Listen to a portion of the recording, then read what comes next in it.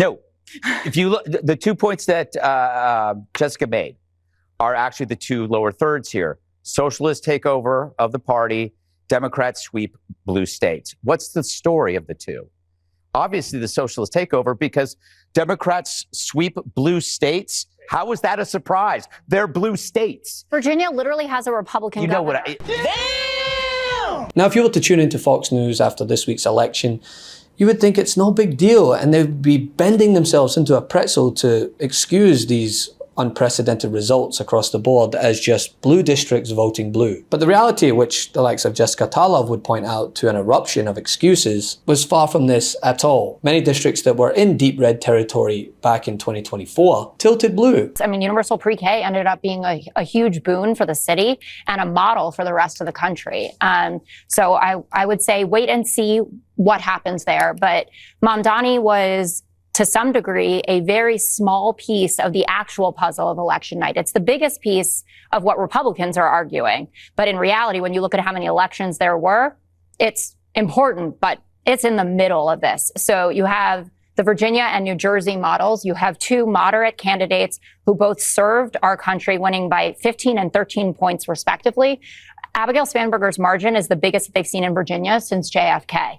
As Dana pointed out, down ballot, you say, oh, these socialists and these communists. Socialists and communists aren't breaking the Mississippi State Senate supermajority, or retaining the Pennsylvania Supreme Court seats, or getting public commissioners flipping seats in Georgia by 20 points, school boards, Bucks County, Pennsylvania, in New Hampshire. Those are not people voting for those folks who are interested in socialism, who like Marxism. And these are educated people, too. They know exactly what they're doing. And they know that the cost of living is unacceptable. And they know that Donald Trump's administration is not serious about fixing their problems. That's a unique Democratic. That's not what Abigail Spanberger's saying. That's what Zora Mamdani said, who endorsed Mikey Sherrill. And she didn't disown me. You guys want to talk about Mamdani, and I get why.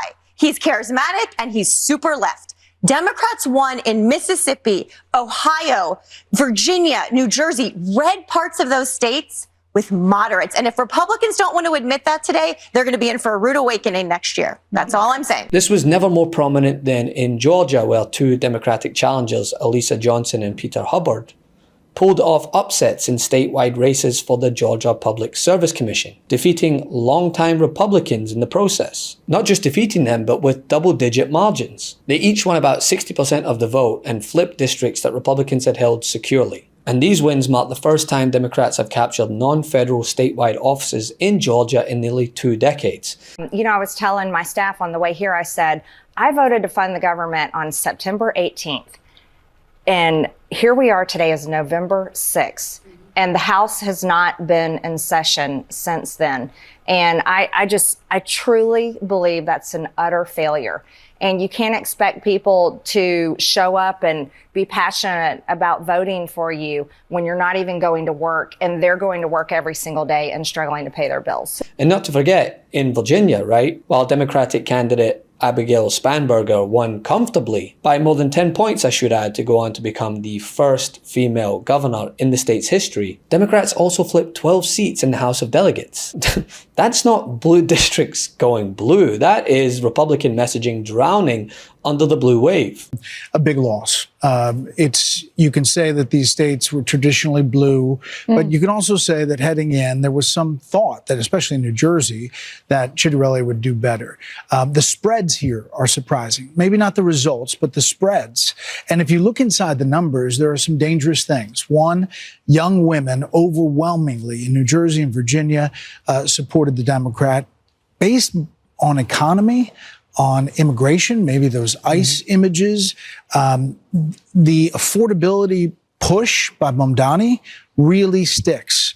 And that's basically inflation and how people feel about the economy. So this dichotomy between how Wall Street's doing and how big business is doing and how you feel about it at home is something Republicans really have to look at closely. But look at this spread in Virginia. It's massive. Do you think that the young people, especially in the Mamdani race, which is fascinating to me, do you think that they were just, that they liked his solutions that he was putting forward, or he was the only one who was actually talking about it? They turned out in droves. Young people they did. I mean, in big numbers. 18 to 39 came out for Mamdani big. I think Cuomo started to close at the end because he was saying, here's the fearful things, here are the things you have to be worried about. But he was such a bad candidate at the beginning, it seemed like it was too late. What about the two things? What about the Hispanic vote? And what about the Hispanic vote as well as the female vote going to Democrats without abortion really being front and center? For the longest time, people thought, well, that was the reason. Republicans are vulnerable because the pro-life movement, perhaps women were rallying against that. But that wasn't an issue. No, it really seems like it's economy. It really seems like it's how they feel, grocery shopping, how affordability. There is some other, there's a Trump factor here. He is right to say he was not on the ballot, and when he's not, it doesn't produce the same emotion, but it does produce emotion on the other side. And in Mississippi, Democrats broke the Republican supermajority in the state Senate, flipping at least 3 seats in special elections, a first in over a decade. Republicans have held a supermajority in both the House and Senate the last 13 years. Tuesday's special election results break that cycle. Democrats gained 2 seats in the Senate, bringing the Republican total down to 34. That's 1 fewer than what's needed for a supermajority.